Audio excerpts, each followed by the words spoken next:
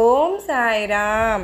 ఈరోజు షిరిడీలో మన సాయినాథుని అభిషేక దర్శన వీక్షించడం వల్ల మనలో అహంకారము అనేది మచ్చుకైనా ఉండకుండా బాబావారు తొలగింపచేస్తారు.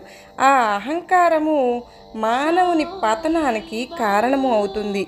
ఈ అహంభావాన్ని తగ్గించుకోవడానికి సాయినాథుని హృదయంలో నిలుపుకుని మనల్ని ఈ పరిస్థితి నుండి తప్పించమని భక్తితో విన్నవించుకోవాలి.